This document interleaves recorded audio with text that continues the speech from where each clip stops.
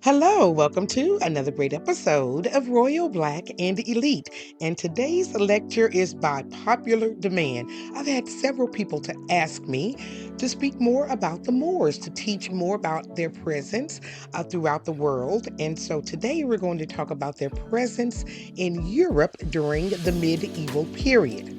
Now, most of the time when people think of the medieval period, they think of knights of the round table, they think of villages with little straw roofs on the top of them, and of course, castles. Now, the medieval period, also called the Middle Ages, was a time that lasted approximately 1,000 years, and it was between 476 AD and the 1400s. And during this period, even though, yes, there were knights and there were round tables and there were castles, there were also a big contingency of Black people in the area at the time as well. And some of them were indeed Moors, and some of them were Christians because they had been brought over in the Crusade. Now, this time period is prior to slavery. So people were free, Black people were free, and they were able to travel all around the world without the threat of being taken into slavery. However, just because of the color of their skin. However, slavery was in existence all over the world at that time. That's just how people did business. It was, how they lived. So slavery was a thing. However, at that time, the transatlantic slave trade was not in effect. And so there was no shadow slavery targeting Black people at that time. So we found them also in Europe. So when you think about seeing Blacks in the presence of them during the medieval time, most of the time we think of Game of Thrones or even maybe the show Tudors, who did a great job at bringing Black people alive. So if you ever want to kind of see what they look like and how it was, those are some great shows to show you. But if you have not, today's lecture is going to introduce you to some Blacks who were there. We're going to talk about a little bit about the Middle Ages. How did Blacks even end up in Europe during the time, if not slavery was in effect? And what they did while they were there. So, I want to welcome everybody. Thank you all for tuning in. Of course, I want to say hello, Royalers. Thank you so much for your suggestions. I'm working on those videos, and I hope that you enjoy today's. I want to thank you also. If this is your first time tuning in, hello and welcome. Thank you so much for being here. So let's get into our lecture. Now, let's begin by defining what a Moor is, because for some people, Moor is just Black and that's it. But Moors were more about a culture and an ideology versus a skin tone. And so Moors are usually described as a Muslim population of North America and on the Iberian Peninsula. And they were normally applied the name Moor by the Europeans. And it was really as an insult. So that's how they would call Black people when they were there. They were called Moors or Blackamoors. But Moors are also Arabs and Berbers. So, and also Muslim Europeans. So it has more to do with the Muslim faith versus the skin tone. But for Europeans, it was about the skin tone. So hopefully you understand that and kind of clear that up. And I also have a wonderful video down below about the Moors also, just an overall introduction of it. So definitely click down below to learn more. But they were called Moors or Blackamoors.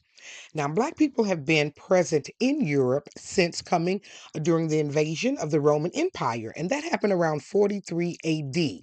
They also came as merchants because Africa was doing trading all over the world. And so during that time, they would come and do some trades, and some would stay.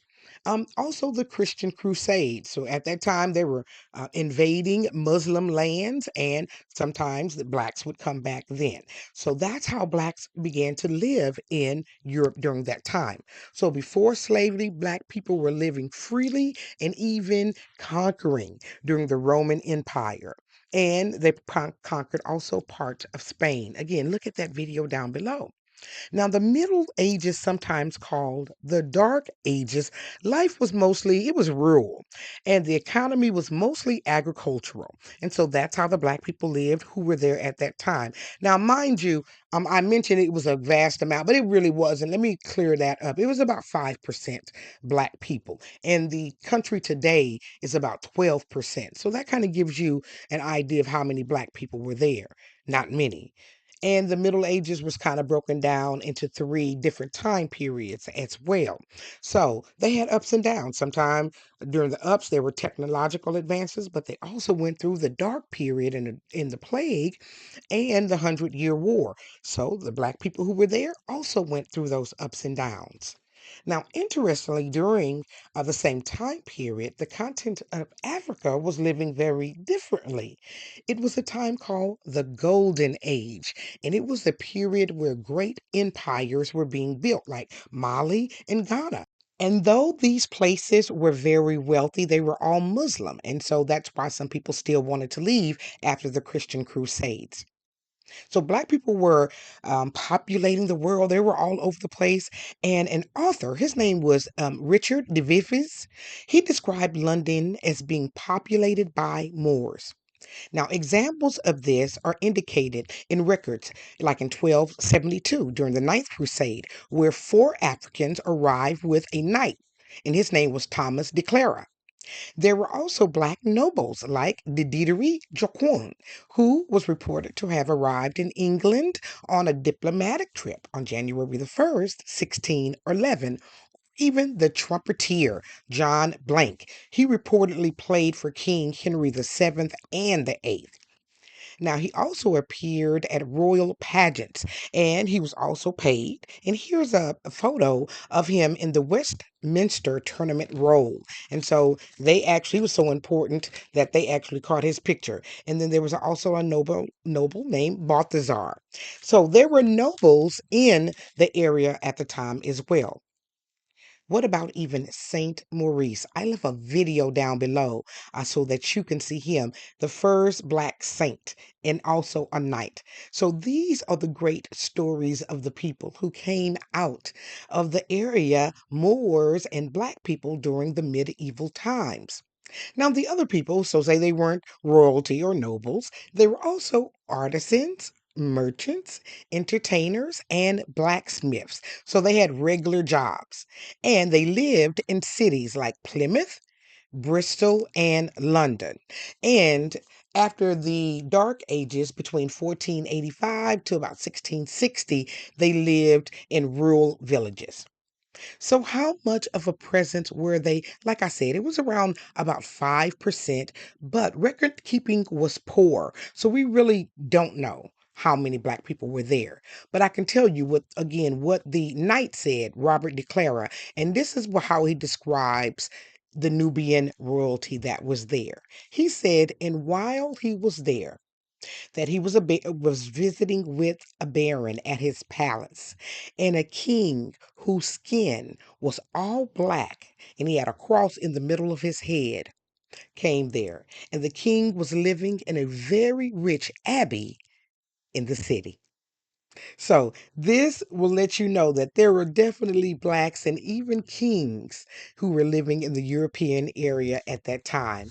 And Nubian usually meant a Christian leader at that time. So he was a Christian. So the next time you see a medieval show, just know that Black people were indeed there.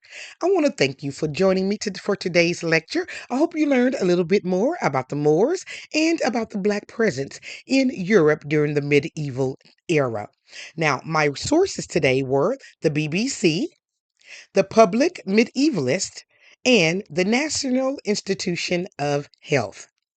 As always, my lectures are for entertainment and educational purposes only, and the Fair Act use is in effect.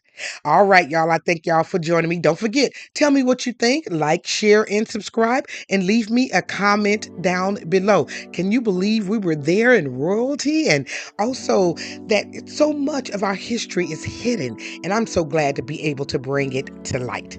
So, Click down below if you want to see another video. Keep learning about our wonderful Black history, and I'll see you on another great episode of Royal Black and Elite. Thank you for watching.